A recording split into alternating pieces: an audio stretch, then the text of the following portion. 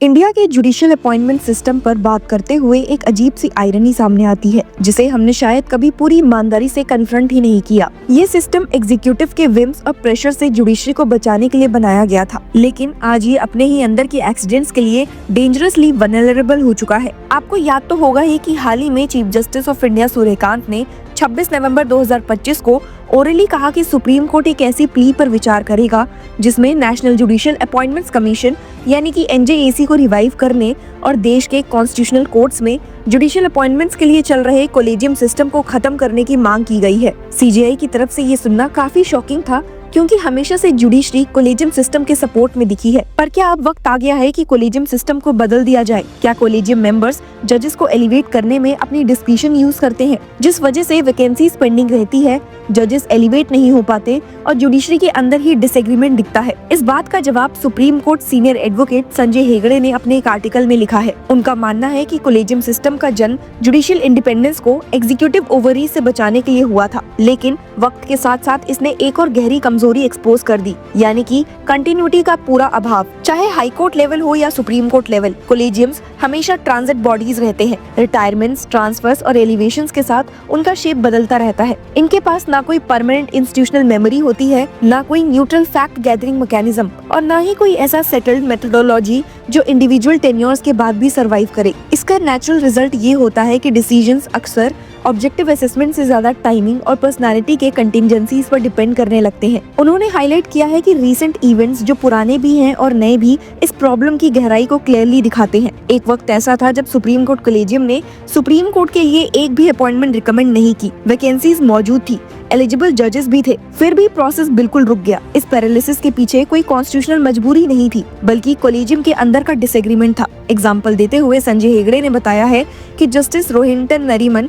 जो उस समय कोलेजियम के मेंबर थे, उन्होंने ये साफ कर दिया था कि वो ऐसी अपॉइंटमेंट से सहमत नहीं होंगे जिसमें जस्टिस एस मुरलीधर और अखिल खुर्शीद को सुपरसीड किया जाए। कोलेजियम के बाकी मेंबर्स सरकार से पॉसिबल रेजिस्टेंस के चलते उन नामों को आगे बढ़ाने में हिचकिचाते रहे और रिजल्ट एक डेडलॉक था। संजय हेगड़े ने बताया है कि ना कॉन्स्टिट्यूशन ये कहता है कि ऐसे डिसएग्रीमेंट के चलते अपॉइंटमेंट्स रुक जाए, ना ही मेमोरेंडम ऑफ प्रोसीजर ये कंटेम्पलेट करता है कि एक जज के कन्वेंशन पर इंसिस्ट करने और दूसरों के एकोमोडेशन प्रेफर करने की वजह से पूरा सिस्टम जाम हो जाए। पर फिर भी यही हुआ। सिस्टम ने बस इंतजार किया। जैसे ही जस्टिस नरीमन रिटायर हुए, वो इम्पेडिमेंट अपने आप खत्म हो गया। कोलेजियम ने काम करना फिर शुरू कर दिया। एडवोकेट हेगड़े का कहना है कि ये कोई आइसोलेटेड एपिसोड नहीं था।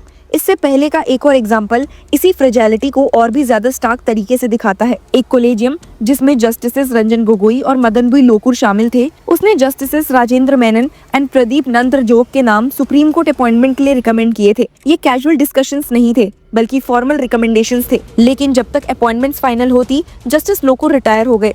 उसके बाद जो हुआ वो सिस्टम के लिए काफी रिवीलिंग था। जस्टिस गोगोई जब चीफ जस्टिस के रूप में एक रिकॉन्स्टिट्यूटेड कोलेजियम को हेड कर रहे थे, उनकी लीडरशिप में पहले की रिकमेंडेशंस क्वाइटली ड्रॉप कर दी गई। उनकी जगह जस्टिस संजीव खन्ना एंड दिनेश महेश्वरी को रिकमेंड किया गया और बाद में अपॉइंट भी कर दिया गया। इस पूरे रिवर्सल के लिए सिस्टम ने कोई पब्लिक एक्सप्लेनेशन नहीं दी।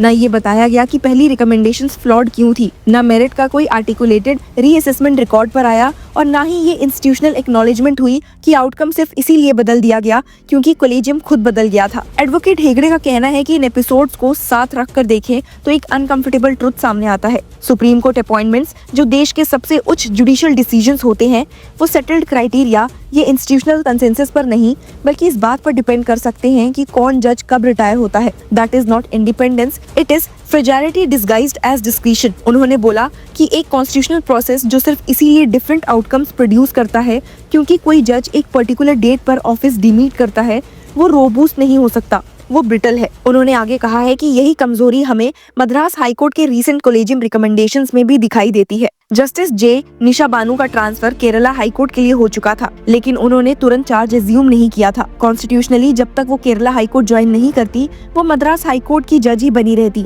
उनके ट्रांसफर का प्रेसिडेंशियल नोटिफिकेशन भी इस बात को क्लियरली कहता था, चाहे साथ में एक डेडलाइन भी फिक्स कर दी गई हो। फिर भी जब कोलेजियम रिकमेंडेशंस पुश की गई, उन्हें एक्सक्लूड कर दिया गया। उनकी जगह जस्टिस एम.एस. रमेश को, जो नेक्स्ट इन सीनियरिटी थे, कोलेजियम में लाया गया। इस सब्स्टिट्यूशन के कंसिक्वेंसेस बाद में ऑलमोस्ट क्लिनिकल क्लैरिटी के साथ सामने आए। जस्टिस रमेश अब रिटायर हो चुके हैं। जस्टिस निशा बानू, जो मद्रास हाईकोर्ट बार और उनके इंटरनल डायनेमिक्स को अच्छी तरह जानती थी, अब अवेलेबल नहीं है।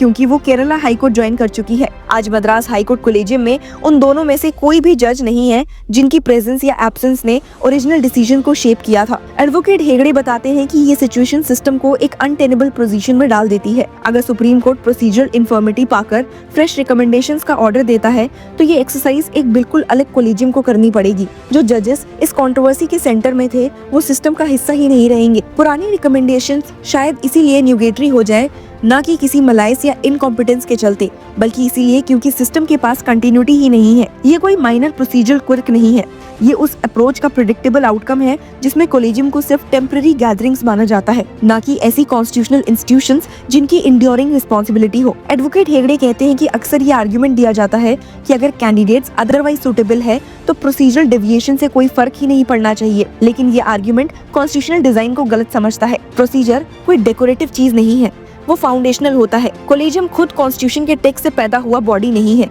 ये जुडिशरी का खुद का बनाया हुआ कंस्ट्रक्ट है। उन्होंने एग्जाम्पल के साथ बोला कि मद्रास हाई कोर्ट के एपिसोड में एक ऐसे जज को एक्सक्लूड करना जो कॉन्स्टिट्यूशनली ऑफिस होल्ड कर रही थी और फिर उनकी जगह आए जज का रिटायर हो जाना, ये दिखाता है कि इंस्टीट्यूशनल डिसीजन मेकिंग कितनी आसानी से टाइमिंग, ट्रांसफर्स और एडमिनिस्ट्रेटिव इंटरप्रिटेशन के थ्रू शेप हो सकती है। जस्टिस अतुल श्रीधरन के ट्रांसफर का रिकमेंडेशन भी इसी कंसर्न को रीइंफोर्स करता है। पहले उनका transfer Madhya Pradesh high court से छत्तीसगढ़ हाई कोर्ट किया गया, फिर सरकार की रिक्वेस्ट पर डिसीजन रिकंसिडर हुआ और इलाहाबाद हाई कोर्ट का ट्रांसफर हो गया। बिलासपुर में वो कोलेजियम जज होते, इलाहाबाद में वो कई जजेस में से एक जज बन गए। एडवोकेट हेगड़े ने कहा है कि रिकंसिडरेशन अपने आप में इलेजिटिमेट नहीं है, लेकिन जब ये क्लियर नहीं होता कि कब ऑब्जेक्शंस एक्सेप्ट होते हैं और कब रेजिस्ट किए जाते हैं तो डिस्क्रिशन एकोमोडेशन जैसा लगने लगता है। एडवोकेट हेगड़े बिलीव्स कि पैटर्न मैटर करता है, खासकर जब एक्सप्लेनेशन स्पार्स हो। एडवोकेट हेगड़े ने अपने आर्टिकल में लिखा है कि इन सब एग्जांपल्स का एक ही इंस्टीट्यूशनल डायग्नोसिस है। कोलेजियम्स के पास मेमोरी नहीं है, हर नया कोलेजियम जीरो से शुरू करता है। ओरल ब्रीफिंग्स,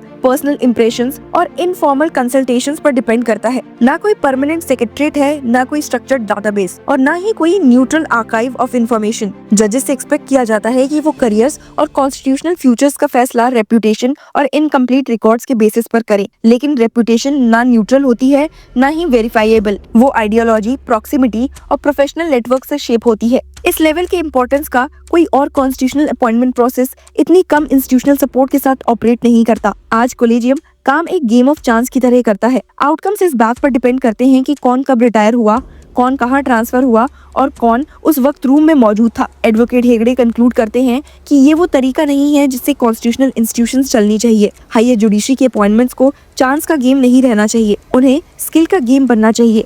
इवैल्यूएशन की स्किल, इंस्टीट्यूशनल डिजाइन की स्किल और इस बात की स्किल की आउटकम्स एक्सीडेंट या मैनिपुलेशन पर डिपेंड ना करे। क्या आप भी सीनियर एडवोकेट संजय हेगड़े के इन व्यू पॉइंट से एग्री करते हैं? Share your views with us in the comment section and keep following us.